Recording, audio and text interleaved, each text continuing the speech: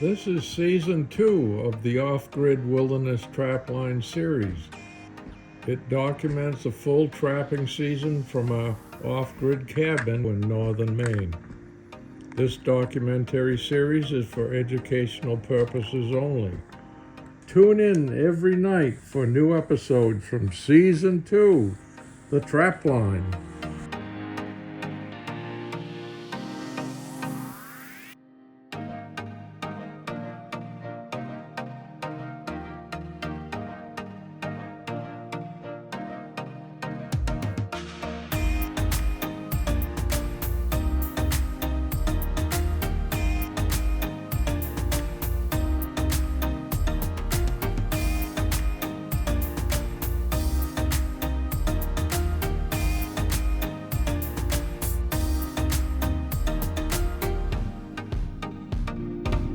Good morning.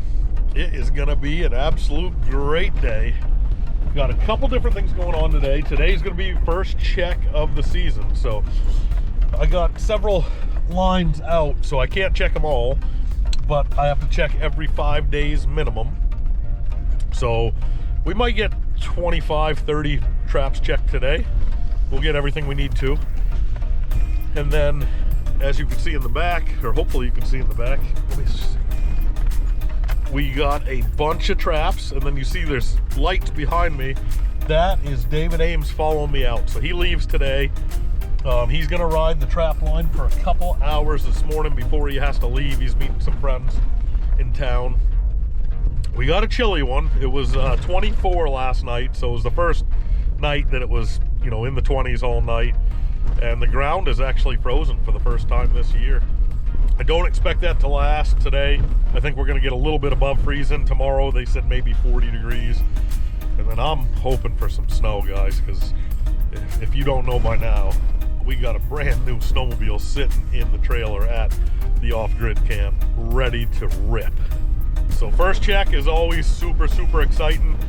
I always do better on my second check. I don't know why, if it just takes the animals a little bit longer to either get used to the trap or find the trap, or your scent to dissipate a little bit, or I don't know. I always do better on second check, and I'm not 100% sure why. There's 100 theories, but who knows. I think today, I'm pretty sure all of the traps are in brand new spots that I've never trapped before and I never even knew about before this season. So it's new areas that I found, which makes it even more exciting to me. I just love finding fur and finding new areas, and when I'm fishing, it's all about finding the fish, and when I'm hunting, it's all about finding the quarry. So should be a great day. Appreciate all you guys following along. I try to get back to the comments when I can. You know, if you guys have legit questions or whatever, I try to get back to those at all times as quick as I can. I'm a little bit behind on my editing. I just had so many people come into camp, and you know, you play cribbage at night, or you're entertaining, or you're cooking or cleaning, or doing stuff out of a routine, which I haven't been able to get into a routine this year. I think I counted, we had 26 different people slept at camp since this season started, which is just absolutely insane. I built this off-grid camp for Donnie and to use to kind of get away and enjoy some solitude and enjoy the woods. So the month of October is usually a wash. It's pretty awesome having just great groups of people, and great people come up and enjoy the woods too and bird hunt. But once November hits, I really do enjoy that solitude, and I enjoy being able to run the trap line and focus on the YouTube channel and the trap line. And I try not to have people come up as much in November or December, but unless they're gonna be here trapping. That's a big difference, you know, because we have some partners on the trap line this year, and they're gonna be coming in and out, cycling through. All right, Dave's here for his first check ever. What do you think, Dave? Yeah, it's an adventure. Yeah, it'll be pretty fun. Have you ever trapped before? No. Donnie comes in tomorrow, and I was wondering why Donnie left the day before you got here. and then he's coming the day after you leave. if there's anything in, what the heck's going on with that, Dave? Body odor. Well, it's not the body odor, because I got plenty of that. No, just He had a bad tooth, and yeah. he got it straightened out. Hopefully, it wasn't too bad. They just had to grind it down a little bit. And it was pretty sensitive, and he wasn't feeling very comfortable. So Yeah. I'm glad he got it taken care of. Yeah. And Donnie gets back tomorrow, so I think I'm probably checking solo tomorrow because he'll be on the road. Yeah. And then he might be with me the next day. So You can check on Sunday, right? yeah, we can trap on Sunday, and Yeah. trappers can carry a loaded gun on Sunday as well. We just can't hunt, Yeah.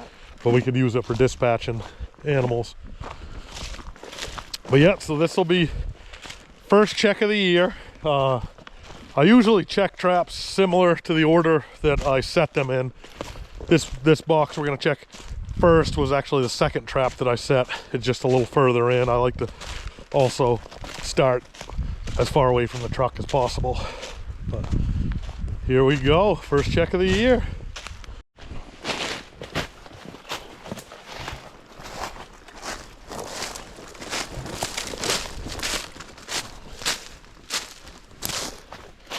Well, first set of the year, and looks like we got nothing, Dave. I'd say the season's pretty well ruined, wouldn't you? Yeah. Nothing in it. I'm gonna double check the bait just to see if we've had any activity.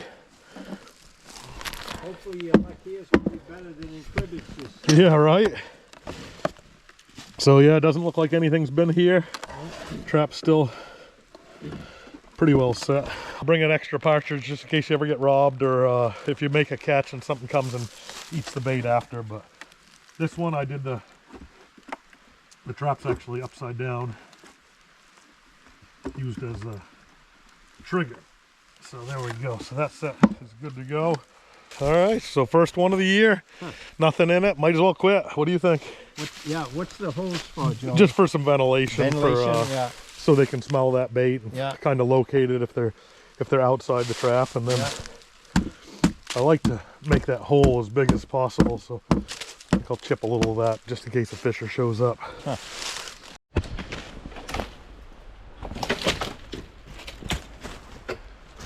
All right, you see the box. And what are we looking at?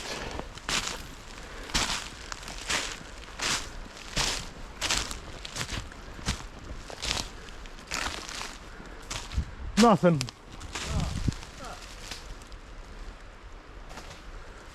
Wayne Jones and those guys saw all my boxes at the mill, so they had a marker and they wrote on a bunch of them. This one says enter here. It even had directions, and we didn't catch anything here. I can't believe it. Oh, Dave, we might have had some activity. Looks like we've had activity. Yeah, we sure have. I don't see a tail sticking out. I'm gonna guess we got one. Sweet. I'll have you hold the camera. Yeah. See how the springs are fired? Oh, yeah. So, for you guys watching at home, when I say I have activity, it's because I see that these are open. If they're closed, the trap's still set. But here we go. Huh. This is the best part about trapping right here is Oh, I see what? hopefully we got something in there, not a mess. Oh, nice Marten. Oh, yeah. Look at that, huh? Yeah, all right. So he's what we call suitcased. Yeah. He's caught across the neck and then across the body. I got him in a Savage 5F. This trap is the only trap I have that I'm actually a little scared of. Huh. It's so rugged. But yeah, Oh, full yeah. size, nice male. Yeah. Orange throat patch on him. Huh. Beauty. Yeah. Yep. These three traps are fairly close together, so that reaches my expectations for the day. Yeah. If I One can out get- of three. 1 out of 3 is not bad. If we did that, they wouldn't let us trap. Well, yeah, this is... Come on, you son of a gun. It was locked. So that's rugged. Yeah, I guess So now that I got that, and then the other thing about these Savage traps, this one, Belisle owns them, but they have what's called a kill bar on them, and not every trap has that kill bar. And I'll show you what that kill bar is see, there's a bar welded across there, so that way when it closes super tight. Yeah, and it also protects your dog from digging into the fur, so it won't cut the fur. You know, if that dog is against the fur, whereas it's not going to be against the fur because you have that kill bar right there. So not every trap does that. It adds to the cost. So, but it's got a pretty unique trigger on this thing, and whenever you set these Savage, you got to make sure your dog is up. Yeah. Otherwise, you won't be able to set it. So I'm going to pull that together. And then the last thing I do is take this thumb off. Yeah. You don't want your hand anywhere down there or anywhere else. The trap can't fire when this is being pushed down. And, and if it does now, then I'm okay. So then the next thing I do is I'm going to take my safeties off, which allows those to fire. I'm going to double check. And you can see how there's plenty of room to get in there for that animal to get in there. And then when he's working the bait, he's going to trip the top trigger or he's going to hit the side trigger. So that's how it's set. It's secure. We're going to close this, lock it. Here's my box. There's our Marten, guys. First one of the year. Look at that. And it's a nice one. That one at camp's a lot bigger than that. You think so? Oh, I think so. Yeah, we got a pretty big one at camp. They're full size, but it never ceases to amaze me, the orange throat patch, and I've talked about that. It's like a fingerprint. None of them have the same one. You know, and the next one we catch, if we're lucky enough to catch one, might be bright orange or huge or tiny, or, you know, so that's one thing to see. But they have super sharp teeth. Every tooth is sharp in their head. They might have one set of molars in the back, but you got to really check for them, because otherwise it's just, if you look at that, it's just like a saw blade or a shark tooth the whole way. And great big ears. You could tell how they hunt. They hunt with their ears. Oh, there's is this a tick or nope? So that's going to be, oh, that's just ice, so that'll come off. I got to watch for that type of stuff on your skin and or flushing. But yeah, beauty. Beauty of a Marten. They don't really have a smell to them like a Fisher does. Fishers have a really unique smell to them, like a total wood smell, but you can see the paws on them, and pretty cool. And they're super, super soft, and that fur is just absolutely amazing. I haven't decided yet, guys, if I'm gonna sell furs off the Trapline this year, or if we're gonna make a coat, or what we're gonna do. Last year, Donnie and I made hats, and they came out amazing, and we sold fur off the Trapline to viewers. So if you're interested in one, shoot me an email. I'll put it in the description, and we'll at least get you on the list for this year if we do it. But a lot of people were super happy with theirs from last year. All right, this is a spot I'm really excited about. It's a beautiful cedar bog. It's not looking good, Dave. No activity, I don't believe. Nope, no activity, but we're still gonna check it, make sure a weasel or the mice haven't eaten all the bait, and we'll spruce it up. Nice running pole on this log right here, and I'm sure a Fisher have run right over this spot over the years. Everything's good, so that should be a catch before the end of the year, either whether it be a Marten or a Fisher. But great spot here. They hunt, like, this is good rabbit woods. Rabbits love living in this type of stuff. They eat cedar, they browse on the small cedars, and I think one of Fisher's favorite food in the North Maine woods is rabbit. So guys, there's a story that Dave told me one day at camp that I wish I would have videoed, and I didn't, but I'm gonna take the opportunity now, if he's willing, to tell this story. Dave has he's been a referee and involved in sports. You're in one of the Hall of Fames, right? Yeah, Mid-Coast Hall of Fame in Maine sports legends. Yep, so he's a big part of Maine sports, but he was telling me about this basketball game between, was it Caribou and Presqu'Isle? Presqu'Isle, yeah. Go ahead, I'll let you take it over. Well, it was the last game between two Class A teams in Aroostook County, because the next year Caribou was dropping down to Class B because of enrollment. And it was a play-in game, prelim, because Caribou was number 5 and Presqu'Isle was number 12. And so they were playing the play-in game at Caribou, which was the highest seed. And Peter Webb, the commissioner, then sent 3 of us from the Bangor area up to do that game instead of having Aroostook County officials do it. Well, now why did he do that? Well, just to keep it neutral, so that, you know, and because the Aroostook County officials, everybody knew them and figured, you know, they worked a lot of Caribou Presque Isle games, so he sent 3 officials from down in the Bangor area up and to do that game, so there wouldn't be any question or any partiality. Or any retribution. Right, yeah. And so anyway, it was a 6 o'clock game. Caribou High School is one of the biggest gyms in the state as far as housing spectators. We got there a little bit before 5 o'clock for a 6 o'clock game, and the gym was already full. And it was an unbelievable atmosphere, and it was an unbelievable game. The game went double overtime. Wow. Every scenario you could think of happened during that game. You know, in the 4th quarter, a kid from Presque Isle had a breakaway, tried to dunk the ball and missed the dunk. And, you know, that would have given 2 points more and avoided an overtime. Then I think in the first overtime, we had a situation where a kid slapped the ball out of a player's hands that was making a throw-in. So I had to call a technical foul. And Presque Isle went to the foul line and made both free throws to tie the game up. And then they had the throw-in at the division line. They threw the ball into it. There was only a few seconds, less than 10 seconds, I think, left in the game and in the overtime at that point. Kid threw the ball into a player in backcourt. It got stolen by a kid, I think, named James Sam. He was a Native American player, probably one of the better players in Eastern Maine that year.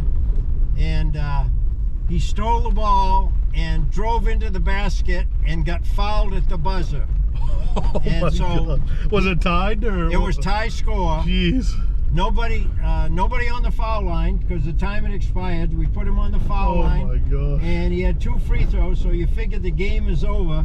You know, one of the best players in Eastern Maine is probably gonna make one of them. He missed both free throws. Oh man. So we end up going, and I think it was in that first overtime also that we had a foul shot. It was a 1-on-1 situation, and I think Caribou was shooting, as I remember, and he missed the first free throw, but a kid along the lane was in the lane too soon. Oh man. So the player got a reshot and made both of them, made the first one and made the bonus. And it was just the most unbelievable game. I told the scorers and timers, I said, you folks have got to help us out because we cannot hear the buzzer. It's so noisy in here. And it ended up, I think, Caribou won by about 5 points, but it's probably one of the most memorable games of over 3,000 games that I officiated. And you know, we left town, and probably to this day, nobody can tell you who had that game, you know. Good. Whereas if it was Aroostook County officials, they'd probably never be able to live it down from the fans at Presque Isle. But it was just... that was good they trucked you guys in there. Yeah. No, it was a fun game to do. Like I said, it's probably one of the most memorable games, and just all kinds of scenarios happened that, you know, both teams had opportunities to ice it and couldn't. What class is Caribou now? Caribou's Class B now. B, and and they've won the state championship a couple of times. Yeah, they're kind of rolling right now. Yeah, I don't know how they are this year, but they've had some good success. And Presque Isle is B too now. Presque Isle, both Presque Isle and Caribou end up dropping down.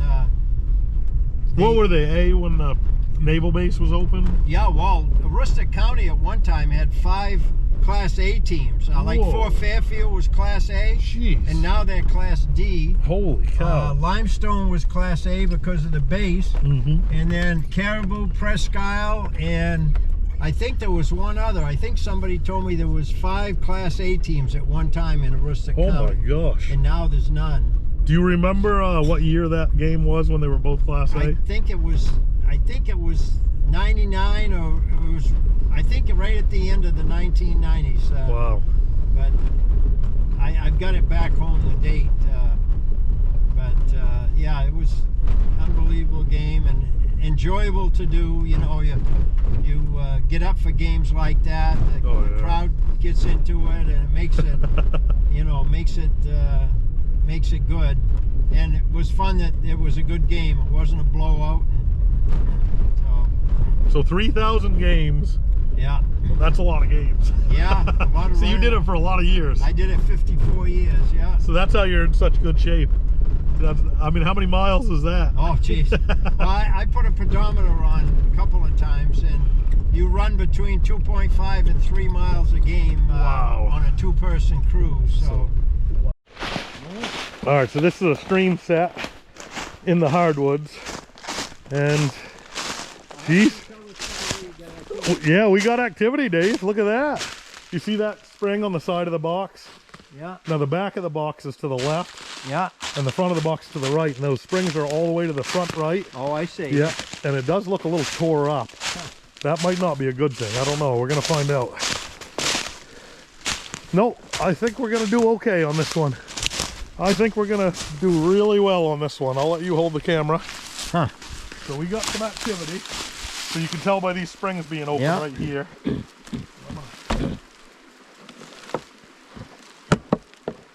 Oh yeah, another Marten suitcase. Huh. And I mean, you guys want to see a quick ethical death? Look at the eyeballs on that. Huh.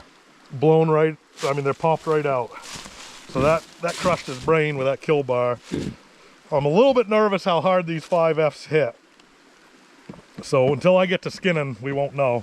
Huh. But we're not doing too bad on a first check, are we, Dave? 2 out of 5. I might have to bring you on what are you doing next week? I'm hunting in the Rockland Bog next week. Oh, that's right. You got your annual hunt with your buddies. Yeah. Yeah, last year I couldn't go with them because they both were sick the week I was supposed to go in, so. And I heard they both shot big deer that week. No, they didn't. Just they didn't. They didn't get anything last year. They were discouraged. So pretty nice Marten right there, guys. That's like I said about the throat patches. And if you shake them, the fur really stands out. But, but that guy, he died. I mean, look at that, right across there. Yeah. I mean, that's not going to be fun to skin because the brain. Yeah. I mean, that's cracked its skull, but that's a nice small pale, or a nice, that's a nice pale one right there. So I'm going to get reset. First thing I do is I check my bait. He didn't make it to the bait. I was a little suspect on these triggers. These are really weird triggers with the one in the front. Normally it's just 2 bars coming down, and these are pretty soft aluminum, but I like that because once they start to push on them and they feel them move, I think they push a little harder on them. Just like you would if you were walking through the woods and a stick started moving, you'd know you can keep pushing against it because it's going to move out of your way. But yeah, that's and the opening looks pretty good and open, like if a fisher sticks his head in there too. So I'm going to take my safeties off, get the trap in there, lock it in so it's stable, put that, and then I usually put something on top. If the box could move, I put something on top, so now that box is there and it's solid. Yep, and we're going to collect our Marten and go. We got a nice stream right here. There's a bear bait not far from here, and I was telling Dave that I trap near bear baits, but not specifically because they're bear baits. It's because the guys that are bear baiting are looking for the same thing I am, and there's less and less of it every year is woods, you know, real woods, trees, thick woods. So a lot of it puts us near brooks and streams because the logging companies are not allowed to cut within a buffer zone, whether it be 50 yards, 100 yards, or 50 feet. Whatever it is, so you get old growth there, you get some bigger trees, you get some thicker woods, and that puts us in the same woods a lot of the time. They're done bear baiting by October usually, and I start trapping in November. But yeah, nice Marten right there. You can see they just have that top molar in the way back.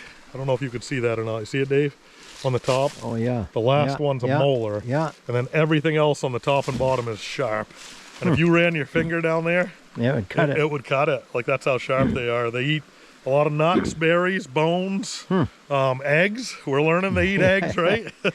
A real pretty marten there, guys. Oh, you're having better luck in trapping than you did in cribbage. Yeah, I did not have much luck. Dave put it to me this trip. He's We're one and one, so the next one will be the rubber match. So. yeah. Last year I trimmed him up pretty hard, and I kind of bragged a little bit about it, and I put it on YouTube. But this year I'm not one to lie. He trimmed me. The skunk didn't run across the screen twice this year, but it should have. Yeah, you skunked me once, and then, Twice. Oh, was it twice? I skunked you last night. Yeah, he skunked me twice, and he also just beat the hell out of me the rest of it. I mean, he almost skunked me 3 other times. It was pretty bad. We're making up for it in trapping, though. Oh, yeah. Joe, I got a question. We can smell the skunk scent on the way out, but there's no skunks up here, so why does that attract them? Yeah, so there's I use skunk urine or essence, skunk spray as my long distance call, and it brings in the predators because it triggers a predator response to a prey animal in distress. So when a skunk, which is a prey animal, is in distress, it sprays, and then that puts that scent out there.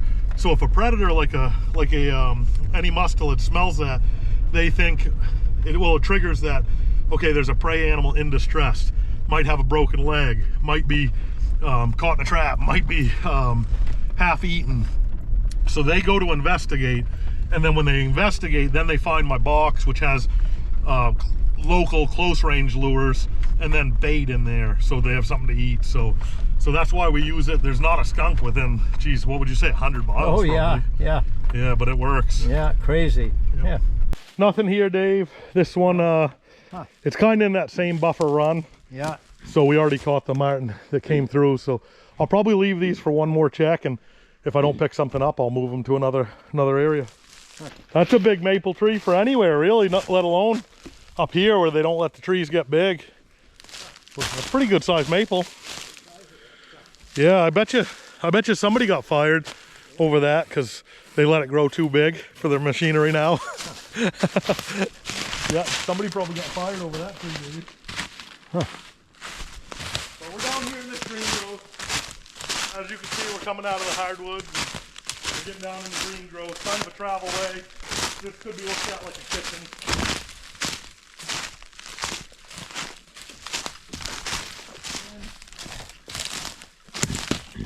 Tucked it in right over there. Looking like nothing from here, but we got to get a little closer look.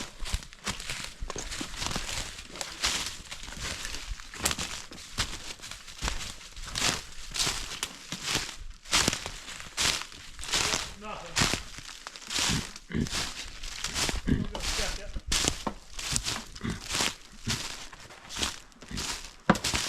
Everything looks good. Your first check is always a great opportunity to also check yourself, you know, because you're rushing, you're trying to get a bunch of traps out. So I still always check every trap safety to make sure my safeties aren't still on. You know, we've all made that mistake before. I also check the bait, make sure the weasels haven't gotten it, because they can get by a trigger, or the mice haven't gotten too much of it. And then I stir up my scent. And then it gives you another chance to look at the set, you know, make sure there's plenty of room for an animal to get in and everything else. So first check isn't always just about catching your first fur of the year either. It's about checking yourself. Well, Dave, we got activity. We got activity in the hardwood on a nice ridge. Don't know what it is yet, but we're gonna find out. Yeah, I probably shouldn't leave that above my head just in case it falls out.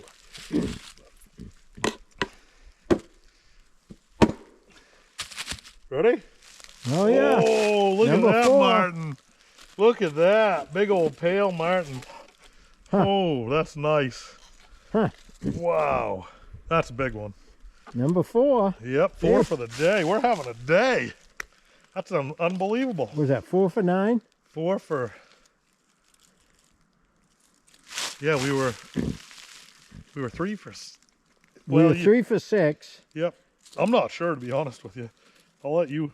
Yeah. Another one suitcased. We haven't checked any Belisle traps yet, but we're checking the Savages, and those are owned by Belisle. And the Savages have been pretty savage. Wow, that was suitcased hard. What a beauty. Look at that pale back on it. Nice. Big old throat patch. 4 Marten in one day. We're having a day, Dave. Oh my gosh. Bait looks good. Everything looks good there. Scent looks good. I guess I should have had trail cameras out on this run. I just started putting them out on the run I did yesterday. It's cool to watch how they come into a trap. Wow, that thing's got some power. Yep, there it is.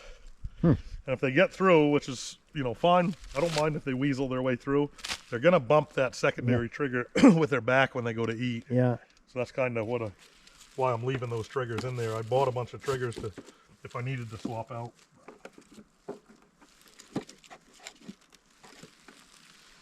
That's in there pretty hard so that you can't push on the trap or anything, and it's all ready to fire. Another Marten. What a day we're having. Oh yeah. Yeah, that happens at least once a year. Does it? Yeah. Last year I lost either 1 or 2 late, and it's usually late in the season. Yeah. Yeah, David just asked if I've ever had a fisher eat a Marten. Well, speaking of that, we got activity, Dave. Right. The trap is at the front of the trap, at the box. I don't see any fur yet.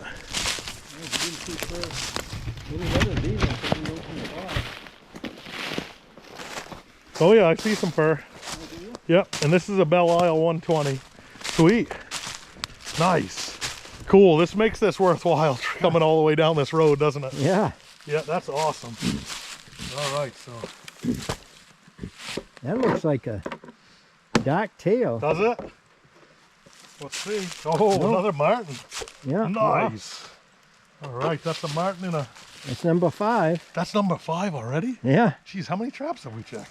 I think we've slept maybe 10 or 11. Look what he got for bait. The mouse? Yeah. Yeah. I added a mouse to every trap this day that we caught on the porch. Now the good thing about Belisles and the bad thing about them is the safety is very hard to move. I've only been running some of these a year, and some are brand new. But it's really good when you're setting the trap that safety doesn't move. But when you're trying to take the fur out of it, you got to kind of wiggle it down. You'll see me kind of fight with the trap a little bit. So I'm moving that. What I'm doing is I'm sliding that safety down. The cool thing about them is they'll stay in place. They won't just fall off. Like, so some traps, when you're setting the trap, the safety could just fall right off, and then you don't know it, but you got a live trap on your hands. Geez. So that's the really good thing about the Belisle. And then they say it takes a super strong man to set these things, so I usually set them just like that. But there it is. So this is a Belisle 120 Magnum trap. We're gonna take our mouse back. There's number 5 for the day, Dave. Aren't you glad you came trapping? Yeah, that's neat. Yep, and this is first check. That's a nice little pale one, huh? Yeah. Stretch them back out. If you shake them like that, the fur stands out. See how that stands out? Yeah. Huh. But yeah, look at that. Huh. Another just beauty. So, geez, 10 traps, 11? I don't even know. 10 or 11, I think. Oh, so I forgot to carry bait in here, but I had that bag of mice. There's 10 mice for bait. Oh, wow. Wired to the back of this box. Huh. So that's cool. I was wondering how that would work. Huh. Yeah, I got in here and I was out of bait, and then with my Belisles, I like to do that with a trigger. You know, give the animal some room to get in, but he's going to bump that with his shoulders, even a small Marten. And then the nice part is it will let a weasel go through. You know, a lot of guys don't like catching weasel. I don't mind catching weasel, but I'd much rather catch a Marten or a Fisher than a weasel. Yeah. So it's really hard to catch a Marten or a Fisher if you already got a weasel dead in your trap. You know, they'll come and eat the weasel out of it. So I don't mind weasels getting free meals for now, and this is what I mean about those safeties. So I took the safety off, and see how it stays in place. Yeah. And when it's on, well, I'll show you next time, it won't fall off. Huh. So this trap's live. We're gonna anchor that down nice and hard. Cool, we caught it on a mouse. Unbelievable. That's the first time I've ever used just mice for bait. Number 5 for the day, guys. We're having a day. This, I was telling Dave, this trap is, what would you say, 3 miles, 4 miles down this dead end road? A couple of miles anyway. Yeah. It's hard to tell distance going this slow, but yeah, but we're not in the best spot in the North Maine woods, but we're in the best spot that we could find, if that makes sense to you guys. So I'm not trapping the best spots, but I'm trapping the best spots I can find. So this is, you could hear that stream. There's a stream about 50 yards. I thought there. I heard a stream. I thought it might have been the wind, but I can hear the stream. Yeah. No, I hiked in the other day, and it's a beautiful stream. It's probably 30 foot wide. Yeah, and it's got a waterfall right there, and there's trout ponds the whole way. So it's a really good spot to come back in the summer, spring, or even early fall and fish for trout. But yeah, so we had to go 2 or 3 miles of not good area, and then I found this spot, and I said, well, this is the best spot. If there's a marten living here or coming through, this is no doubt the spot where he's going to come through. So that's why I set here, and I'll probably I'm going to shoot for one more marten or fisher here, and then I'm going to pull right out of here and leave it for next year, and hopefully it reloads, and I don't have to take that ride every day. Yeah, we're doing pretty well today, catching some fur. Dave's getting to see firsthand that usually it's not this successful. We're having a great day, but the fur's been moving. We've had some really good cold nights and some full moons, which helps on both accounts. So got a trap. This is in a major buffer here. I don't know if any fur is going to come through here or not, to be honest with you, but I had to set it. You can't drive by a buffer like this. Looking like nothing, Dave. I'll double check. Nope, nothing. Nothing here, but I'm gonna check my bait anyway.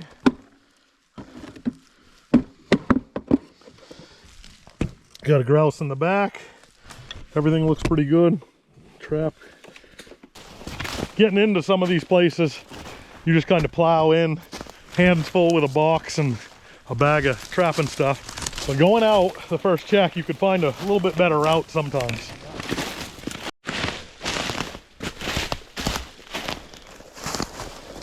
Nothing. Well, Dave just got a bird. I let him shoot my gun because last year he was shooting his reloads. I don't know if you remember. And he forgot to put powder in them. A little different shooting with powder, ain't it? Yeah. Good shot. See the one where the BBs went out and fell off the end of the gun? I do. Good shot. Good shooting, Tex. That was a long shot. Yeah. He looked birdie as heck. Another carcass for you. Yeah, and dinner. Yeah. Well, you can take home dinner if you want. No, you guys keep it. I'm going to be gone the next week. Yep. What do you figure this is? I just found this in the ditch. Holy shit. Adult Legos or something? That looks like almost the bottom to one of those like milk crates, but I don't know what the hell. I know. Looks like Legos to me. Yeah, I don't know. No, we got a nothing. Man, you'd think this would be a good one, wouldn't you? Yeah. This is good woods. This is good Fisher woods right here. We'll get one in here eventually.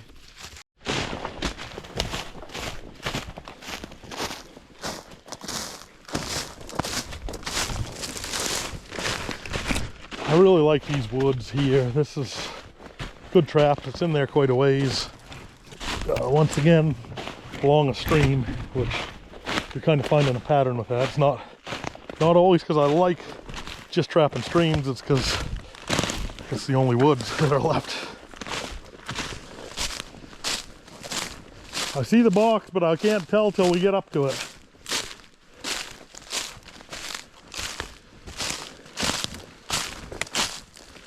Nothing. All right, so Dave just headed her out. I had a really good stay with Dave, other than the fact that he trimmed me pretty hard in cribbage.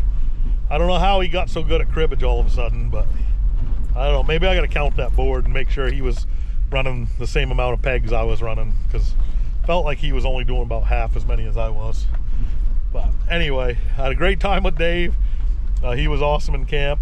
For 80 years old, he does amazing, and he's got some great stories and just a great memory as far as sports and stuff like that. I hope you guys enjoyed having him on the show, and hopefully we get him back again. But I got maybe 10 traps to check more, and they're pretty far away, so in between them I'm gonna get some more sets in. I just ran out of daylight that first day I was trying to set traps, so got a new road to me here that I wanted to get a couple traps on. I'm gonna set this up, and then we're gonna slowly work our way to check some live traps. And by live traps, I mean dead animals, but they the traps are set. All right, just like that, we're switching gears. We're back to setting mode.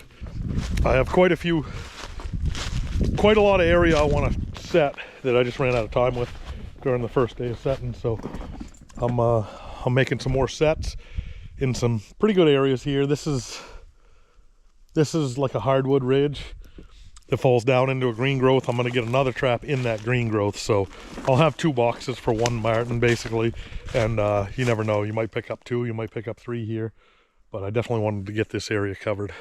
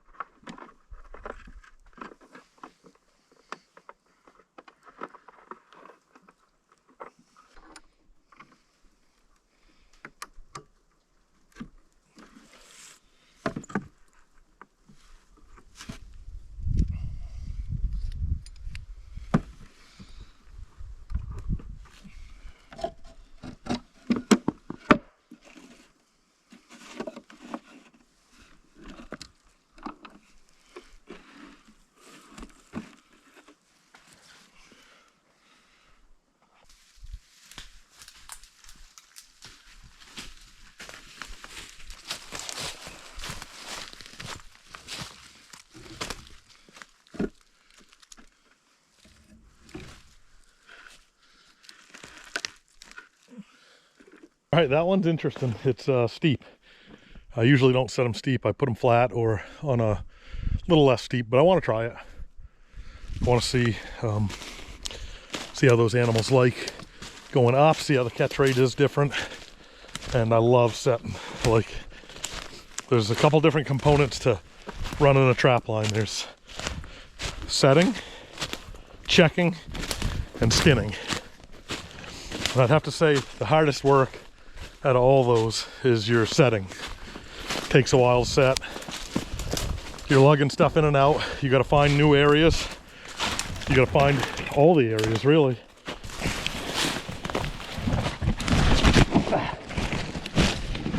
Fall down, stuff like that. That hurt. All right, so you got your setting, your checking, which is kind of like your gravy licking. You know, you're going out and that's where you get your highest reward, your return, your pat on the back, your trophies, your blue ribbons, your red ribbons, all that stuff, which is awesome. And then your skinning, which is probably the second hardest part, is the skinning, putting up the fur, drying it, turning it, just doing an absolute great job with it. And my favorite out of those 3 is the setting. I absolutely love setting the traps and trying to figure out where they're going to go and why they're going to go there and when they're going to go there, and try to get ahead of them and just find new areas, like a hound with his nose on the ground looking for a bird or a coon or something like that. I just love it. Love that part of the trapping the best. And then probably my second favorite part is the skinning, putting up the furs. I take a lot of pride in that. I really appreciate that part of it, and I try to do my absolute best for every animal that ends on my trap line to do a good job with them and not waste them, and make sure it gets turned into a garment or a wall hanger or something nice, you know, and that it can be used. But I do love all of it. Like, I probably should be deer hunting today, like everybody else, but deer hunting's easy. I mean, if you just got one thing to do and you just got to go shoot a deer, it's pretty easy, you know. And if you could sit in a little hut or sit in a tree and ambush them, that's pretty easy. Trapping, that's next level stuff. But yeah, I pretty much give up everything once I start trapping. I could care less about deer. I drove by 4 deer that were probably pushing the 200-pound mark last year, tracks in the snow and stuff, because I was so focused on the trap line, and I had enough to do on the trap line that I couldn't really give up a day chasing a deer. You know, this year I might add that to the channel and do a little deer hunting this year. I'm kind of getting a little itch to shoot a deer and to get back into it. So if I get time and get the sets out and get ahead of it, I got to choose if I'm gonna either work on the new camp, new building, or go beaver trapping, or go deer hunting. So more than likely, I'm probably gonna go deer hunting. I don't want to tell you guys thousands and thousands of acres, because I'm not good at just judging acreage, but I can tell you miles, and there's, I don't know, I'm already 5 miles in to it, and it's just non-stop.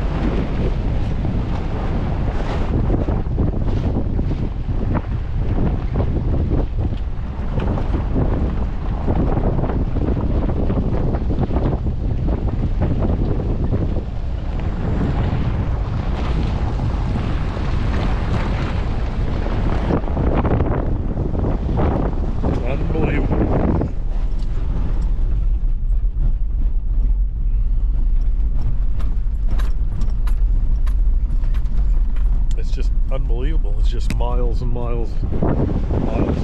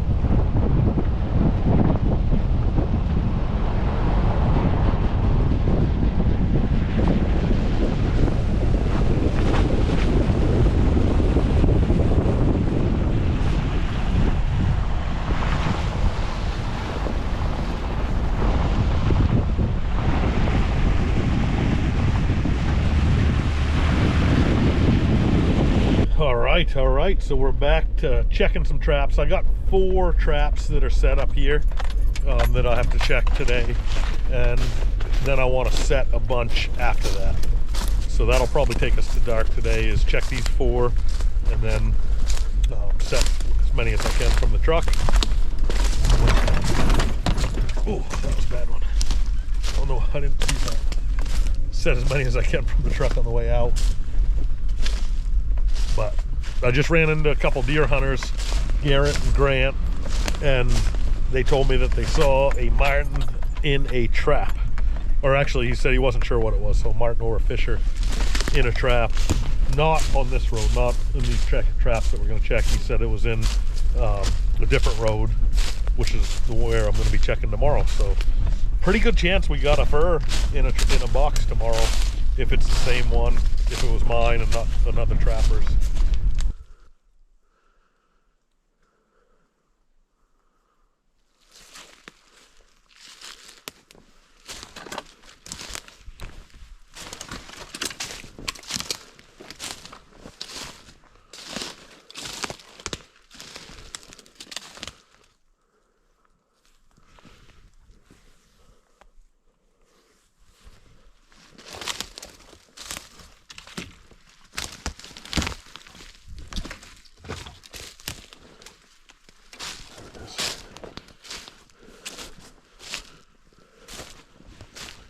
There.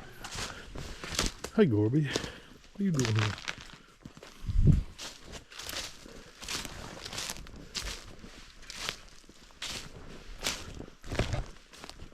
Looks like nothing. Huh. Surprising.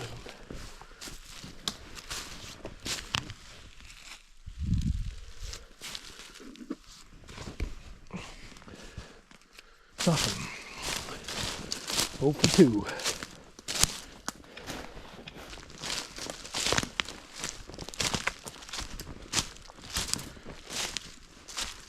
Nothing. Alright, this should be the last one to check today. Oh, I set this one after dark, which I don't love doing, but it makes it a little harder to find. But we'll find it. Use my nose.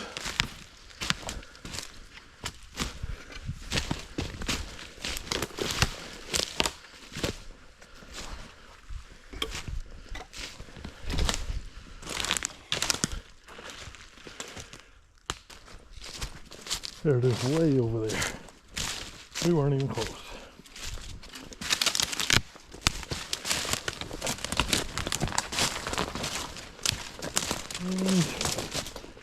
And, doesn't look great yet.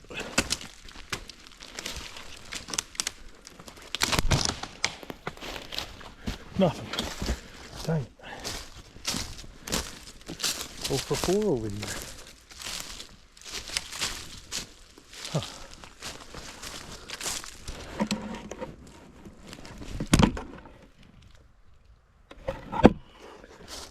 Well, looks like activity to me.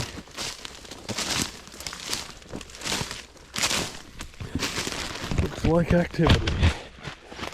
Yes, we have activity, guys. Let's see what she is. Uh-oh. Oh, weasel. All right. Got him on a connie pan. First weasel of the year. We'll take it. And looked like he might have been in there on the bait a time or two.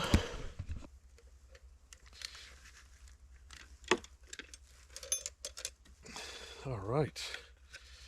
Nice. That is one cool thing about a connie pan right there.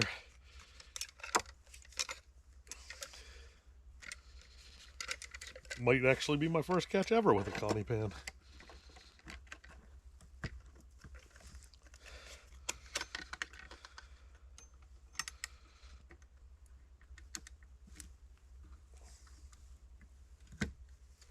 So it's just like that, and when they step on it, they trigger, it trips the trigger.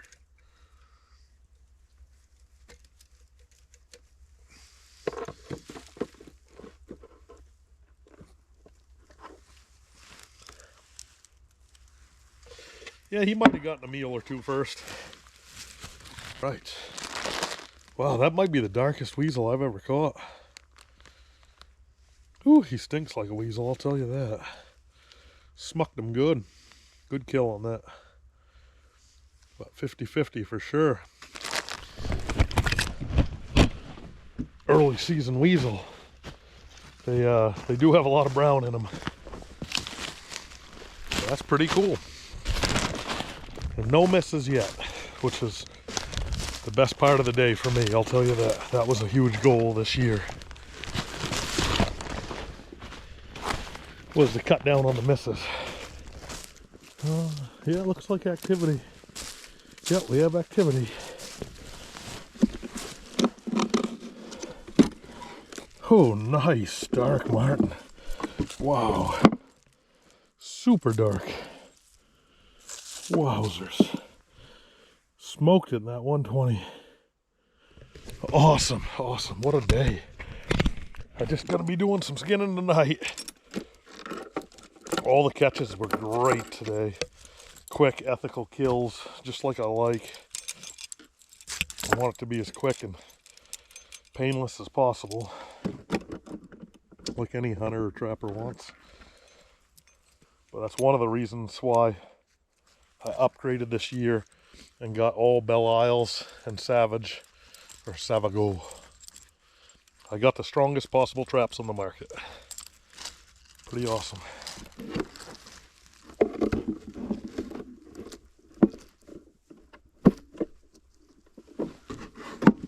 Nice. Nice dark one. It's funny, the dark ones always have like a super white throat patch. A little bit of orange in there. This isn't much of a piece of woods either. I just wanted to get a trap on this road, and this was the best possible spot on the road. So I'm finding I'm making catches still, because the animals are kind of in the same situation I am. They're looking for woods too. All right, I'm heading back to camp now. My phone is dead, which isn't it's not good, because that's got my mapping software on it, and the dang thing the charging port's no good, or the cords that I own are no good. I don't know. I ordered a new phone. They told me it was gonna be 5 to 7 days, and that was 27 days ago. So I'll try to figure out what's going on there, because it's really important I keep that charged. I do have a magnetic charger back at camp that hooks up to the back of the phone, so I'll have to just bring that in the truck and rig it up so it's got power to it, because I gotta have that mapping software, that mapping app. Tonight is going to be the first night alone at the camp in a long time, so not a bad thing, guys. Not a bad thing at all. I'm looking forward to doing some skinning and stretching and putting up some furs, which I got a lot to do, and I can't get behind from the start because I got a feeling that we're going to make a few catches tomorrow too. I hope. So I'm kind of excited to get back to camp. First thing I do when I get back usually is fire up that generator, get the power on, and then I'm going to start the fueling up of the truck process. And while I'm doing that, I'll load up some bait and some traps for tomorrow in case I'm able to add a bunch on the line. And then I'll bring in my coffee cups and the pine marten and the weasel. And the next thing I usually do is go check and see if we had a visitor today from the pine marten or the raccoons. Raccoons haven't been coming back since that 26-degree morning and that rainy morning. I kind of expect them to come back maybe on a warmer day or something. Today it never got over 28 degrees Fahrenheit, so it was a pretty good day. Finally I was able to keep the wool coat on for all day. I overheated a few times, but it wasn't too bad, and I never got cold either.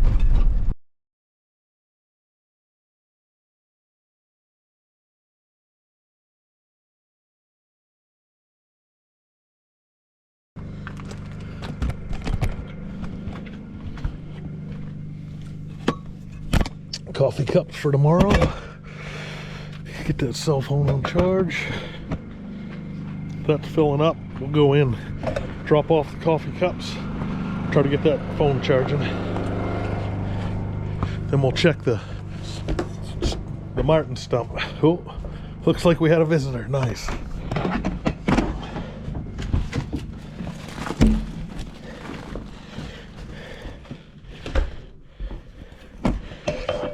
All right, back in camp, nice and toasty.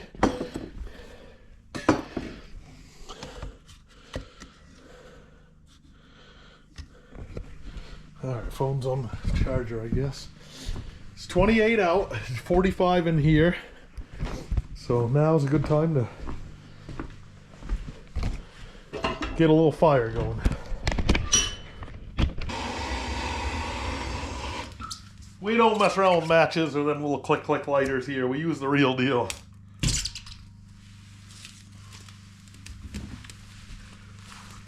He didn't show up yesterday, but I think Dave was in camp most of the day. So I gave him a Reese's peanut butter cup, 100 grand bar, 2 rotten eggs, and then there's some pig's ears nailed to the stump, and those look like they're still there. So tonight, let's give him, he doesn't usually come at night, but I always want to have something out there in case he comes. Let's give him 2 eggs, another peanut butter cup, some apple coffee cake. We're gonna get him a meal. I'll see what else I have.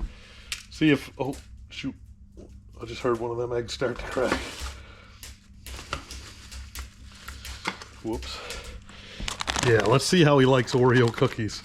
I think he's got a sweet tooth. We're getting this Marten hooked on sugar the best we can, and we got a marshmallow for him too. Let's give him a giant marshmallow. This is one of the most fun parts of my day, is checking this trail camera when I see that something came and visited. It's either been the coons or the Marten, and it's been mostly the Marten lately. So I just love seeing everything missing here. And I know the blue jay didn't carry off the eggs. So here we go. So we got a couple Oreos, so let's stack those up over on this side. Put the marshmallows in the back corners. Coffee cake, and then 2 eggs. One there, and one there. See what he thinks of that. Yeah, it's the Marten. Same one? Yeah. Man, he goes for them eggs first. I ought to maybe put a couple eggs in a box. Pretty good sized Marten, because these eggs are bigger than normal eggs.